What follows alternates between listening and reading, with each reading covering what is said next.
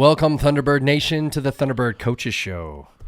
We're here with our illustrious head coach, Jon Fitzgerald, and our special guest, Rylen Sua-Filo. Welcome, gentlemen.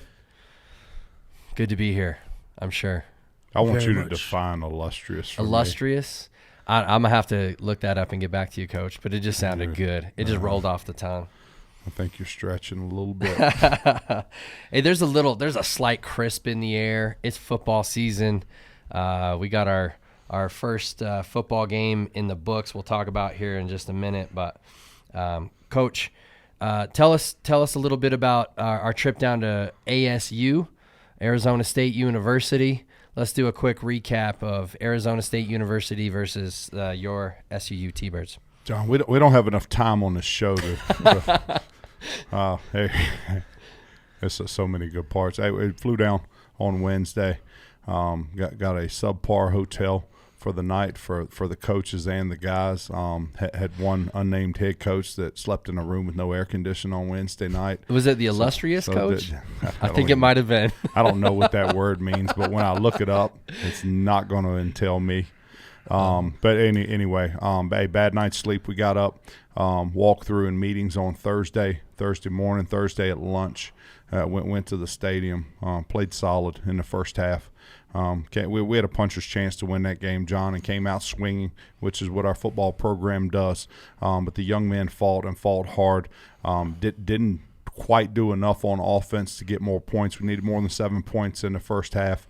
And then on defense, our defense made 4 mistakes in the first half and 3 big ones that really cost us with the 2 long passes.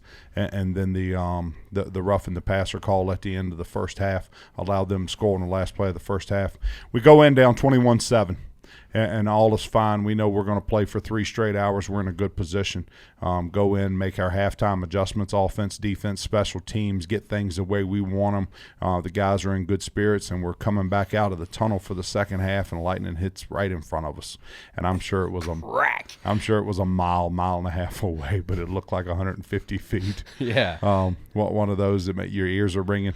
So before the officials told us that we were postponed, we turned and sent the guys back in because we weren't going outside in that. Went in and sat for a long time. John, every week something around here happens that I've never seen before, and I'm going to say this happened on Thursday night, and it's never going to happen again in my career. We were in the locker room so long that we ordered delivery. You had time to order delivery, have it delivered, eat it, and still had time on your hands. We had a mom and pop. We had to find something that was open, at 11 p.m. on a Thursday night. Found a mom and pop sandwich shop and got the guys cold cuts and chocolate chip cookies and potato chips. And we sat in the locker room and pigged out. We were in the locker room for 2 hours and 20 minutes. Long time. John came out in the second half ready to play. We came out ready to play. Arizona State was not interested in playing. They had asked us a couple times during the break if we would go home. If we'd take the loss and go home, no chance. They even offered us at the end of the half if we would shorten the quarters so that the game would be over before 2:30 a.m. No chance. We actually told them we would shorten the quarters if they would switch the scores with us. You switch the score, we'll shorten the quarters. Instead of us being down 21-7, put us up 21-7, and let's play 2 2-minute quarters. That'd be just fine with us. They didn't go for it though. They didn't even think I was funny when I said it. But they wanted out of there. We offered to go to a hotel Thursday night and come back and play them at 9 a.m. in the morning. They didn't want to go for that either. We told them we'd come back and play them in a full game. No dice there. Anyhow, came out in the second half and played well. Did some good things on offense, did some good things on defense. Third down conversions in the second half really bit us, not being able to convert on third down on offense, and then our defense letting their offense convert 5 out of 6 third downs in the fourth quarter. Really set us back, but the guys just fought so hard and just kept playing. And if we had a bad play, we teed it up and played the next play, learned from it and played the next play. The block punt and returning that punt for a touchdown really helped us. John, here's the Division I statistic. In Division I football, if you block a kick and score on it, you win 78% of the time. So that means 22% do that and lose, and we were the 22% on Thursday night, and it was unfortunate. John, we like our football program. We like our football team. We like our players. Our coaching staff is really fond of our players. We're going to take Thursday night, as George Ramirez, our guest last week, said, we're going to take Thursday night and learn from it and build off of it, and we're going to be better going forward.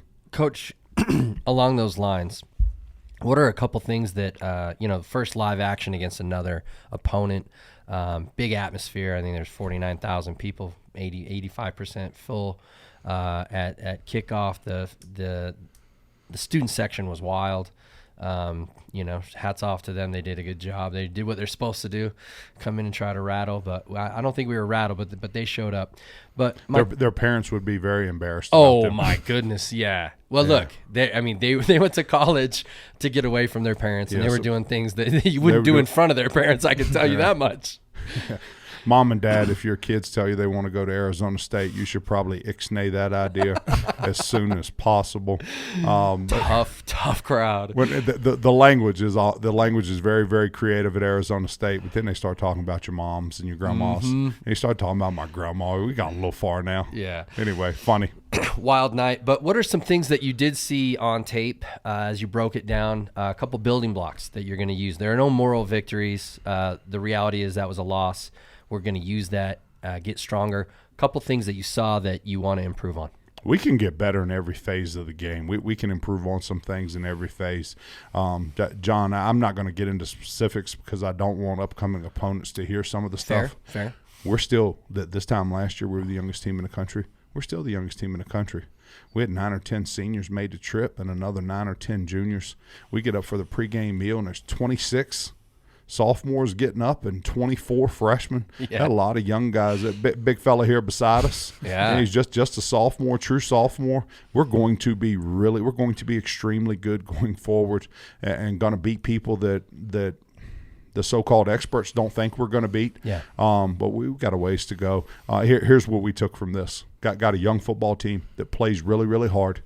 As soon as we polish off some of the edges and we start to play hard / play well at the same time, we'll be formidable with anybody we play. I like that. We got play hard down. Play well is still a work in progress. Still a work in progress. Yeah, I like that. Rylen Sua-Filo, welcome to the show. Thank you. It's good to be back. Yeah, your hair game looks good. It's gotten longer since the last time I've been here. Yeah, the voice sounds good. You're just made for this, brother. John, Rylan's got a girlfriend these days, and she's helping that hair game. Yeah, she. I think that's probably it. The feminine touch. You look better. You sound better. Life is good. Hey, buddy. Look, this is a strange situation. I've been to a lot of football games. Coach just mentioned it. Probably won't ever happen again. But there was this is the actual name for the sandstorm that came through. It's a haboob. Okay, so a haboob flies through the stadium, and we're up by the press box, and all of a sudden you see this, like you see it's coming, like end of days, like the Mummy 2. You got this big old sandstorm coming at us, right. And my eyes get big. You had 2.5 hours. I mean, you could have watched Oppenheimer in the time it took for the break in the half. From a player's perspective, what was it like having that big delay? You guys had just given up a touchdown, 5 seconds left in the half. Right. Tell me, did the break help you guys kind of relax, or did the break get you a little even more hungry? Tell me from a player's perspective. From a player's perspective, it was like, man, are we like, because we were being told like, 20 minutes, then 20 minutes turned to like 30 minutes, and it just being in the locker room is just like, we're gonna go out to play, like what we gonna do? But once we got the word that we were out to go back out and play, we were all excited because during camp, we went through like so many lightning delays. Oh, that's right. Even in the morning, we had a delay, so like we were used to that. We were used to just waiting and being able to play. But I think we got our jitters out after the first half. Yeah. So once we relaxed and once we go out and play, we were more excited. You got to think about it for 2.5 hours. Plus, it was raining. It was raining. It was crazy. I was up by the press box, and the lightning was like, every single time the lightning hit, we were like 30 minutes. Every time the lightning hit, another 30 minutes. So, yeah, it was, I'll tell you what, it looked like the 4th of July. There was that much. I mean, you guys were in the locker room. We were up in the top of the stadium going, this might not have been a good idea to get as high as we can in the stadium. But that's good to know. You guys kind of felt yourselves, kind of came back to the ground after being up so high in the game. And I'll tell you what, you put it to them in the second half, 14-3. So, if it was a tale of two halves, you definitely second half definitely went in your favor. Before we go on, Coach, you and I after the show last week, we went to lunch. Where'd we go? The Warehouse Kitchen and Bar. That's right, the Warehouse Bar plus Kitchen. Warm reception there. Good times. They fed us great food. Had a great time. So, ladies and gentlemen, if you're in the mood for a little adult beverage or some good food, head on down to the Warehouse Bar plus Kitchen. They'll treat you right, friendly service, and great beverages, great food. Reggie was at the game Thursday Reggie was night. at the game. In fact, he was up at one of the box that we visited and had a good time with Reggie. So I don't get to see this very often, but we scored one of the touchdowns we scored in the second half. Reggie's on the sideline celebrating, and it just brings a smile to your face. It sure does. Yeah. But no, I'm a fan of Reggie, a fan of the Warehouse. Yeah. Cool. Anyway, so let's talk about from a player's perspective, the last half of that game. You guys held them to 3 points, and that 3 points came.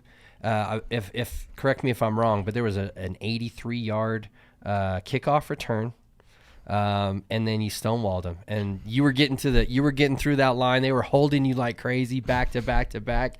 And they had to settle for a field goal. So we made that stance. And put it to him. So, Rylen, tell us a little bit about that. They're on the goal line. They're knocking on the door, and tell us how it went from there. From a player's perspective, we kept our composure. We obviously there's going to be big plays during the game, but with that return, defense we never started pointing fingers. We never started picking each other apart. We just stayed together, and we knew that if we kept playing our game like we did on that drive, we would be okay. Excellent. Our resolve on that drive was maybe better than it was at any point in time last year. They've got it 1st and goal inside the 10. They end up attempting a long field goal after our defense did a great job, and they got 1 or 2 holding penalties because they couldn't block our defensive lineman, and then the young man hit a long field goal, which ended up being the winner. It ended up being the winner. However, the defense definitely the defense did their job. Their job in that situation is to force field goal attempt. Absolutely. All right. Let's change gears. Anything else you guys want to say about Arizona State? There was a lot of, I will say this, there was a lot of hate coming from the Arizona podcast community. They were saying that they were, ASU by 50, that they were gonna quit their jobs. That was one of our rallying cries, was to see if we could get that dude to quit. to make him make a decision on Friday morning. Yeah, you run your mouth like that. Sometimes there's consequences. There is, and it was close. I mean, he almost had to sit out a week because you guys were knocking on the door. We're rooting for Arizona State and wish them the best going forward. They're going to need all the help they can get. Yeah. Good luck. That's a tough task for Dillingham down there. All right. Let's transition here. We got a student spotlight. We got a student athlete in our midst. Rylen Sua-Filo. Rylen, welcome again. Tell us, what's your major? What are you majoring here at SUU? So I finally declared, and I'm a psychology major. You did it, psychology. All right, man. Excellent. What drew you to psychology over the other? What helped you make that decision? Well, I was talking to my mom, and she said, like, you like helping out people. You like understanding how things work. Like, if someone's acting this way, like, how can I approach it to make sure they're understanding? So I was like helping people. Excellent. And then, like, where's home? We talked about it. You let us know where's home. Where'd you play your high school ball? Orem High School. Orem High School. That was a good year. Yes, sir. Yeah. And is Orem High School, are the boundaries, did you live in Orem? Is that, no? No, I was supposed to go to another high school, but we can edit all this out. Welcome to Utah High School football. Shoot. Well, that's good. But the Orem Tigers, right? Yes, sir. They had a great year when you're a couple years back to back, right? Mm-hmm. It's excellent. What's your favorite thing about being a T-Bird? Like, as a student or just an athlete? Both. I think the one thing I love about SUU, about being a T-Bird, is how very diverse the campus is. Okay. Yeah, like there'll be students from all over the country, but like it's good to be able to talk to them and understand like what made them come to a small Cedar City, Utah. Right. Okay. And what about an athlete? An athlete is pretty. I like being an athlete over at SUU. Yeah. It's just you kind of stand out just because sometimes you're bigger than everybody on campus. But Yeah, you do stand out. but it's good though, because like sometimes a lot of people think athletes are just like regular jocks, but once you get to know the athletes and the community, they're great people. That's awesome, man. All right. So the Student Spotlight is brought to you by Cedar City and Bryan Head. Speaking of Cedar City and Bryan Head, when your family comes down, what are some things that you guys go do here in Cedar City? Take advantage of the outdoors. What are some things that you guys like to do when family's visiting? If I'm being completely honest, we just like to go out to eat. I know, yeah.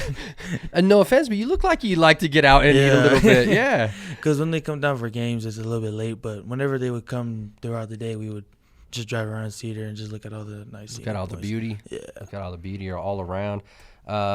Cedar City, Bryan Head, they focus on kind of some different things, mountain biking, hiking, the beauty around us. Out in Parowan, up in Bryan Head, Cedar Breaks, all kinds of cool places to go visit when you're down here.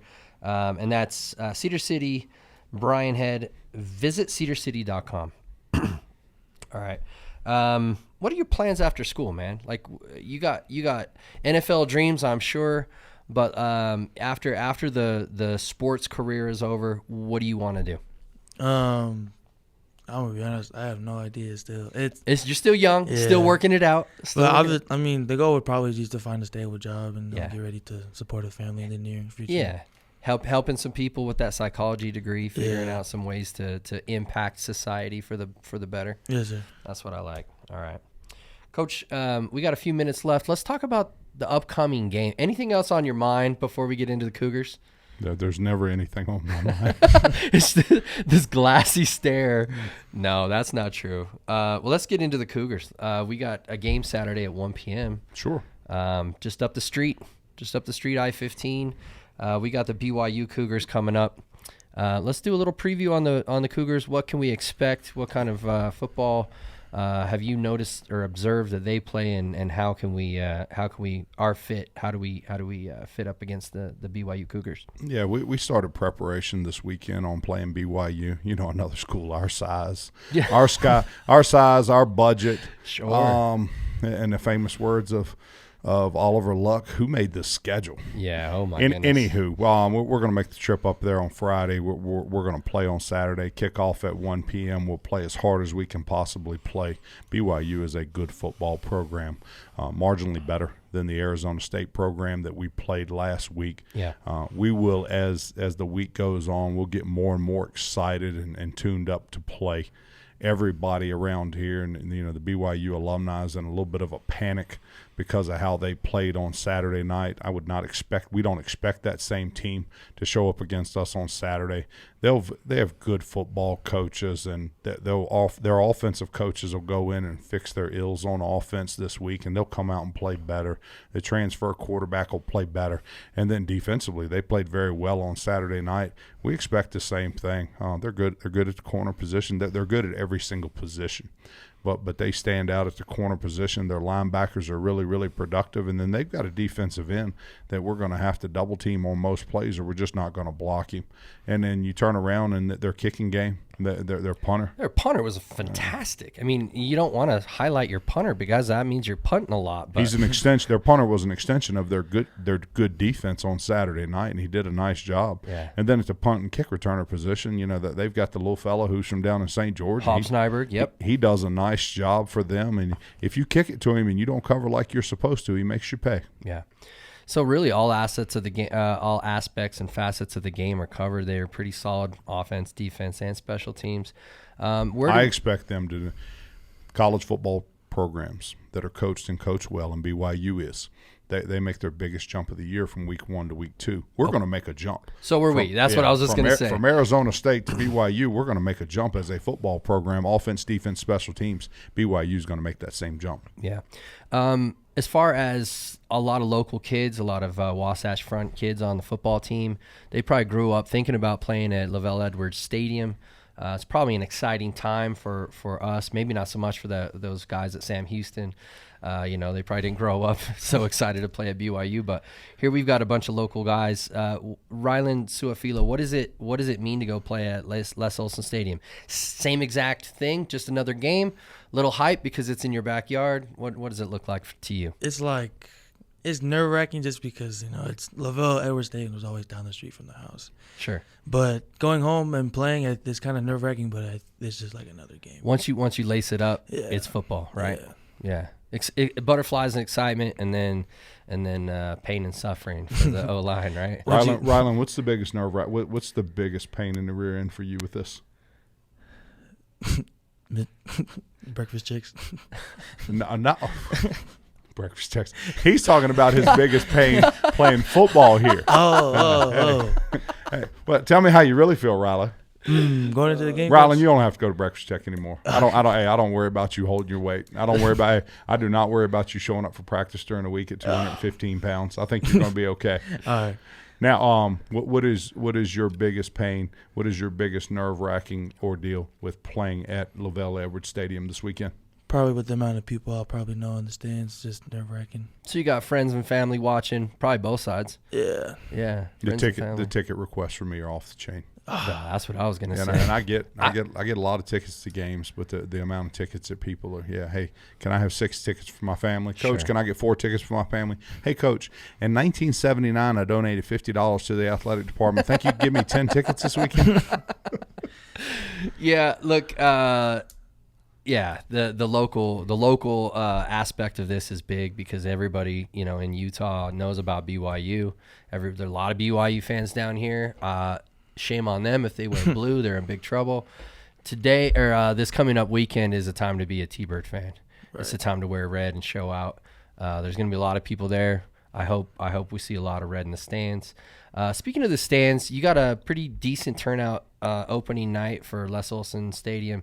Is crowd noise is the was Les Olson where we played last week? Sorry, I said Les Olson. I meant Lavelle Edwards. I'm going to get in massive trouble. Les. And by the way, who is Les Olson? He's like a copier guy. I don't even know where that came from. Les Olson Company is like copiers and stuff.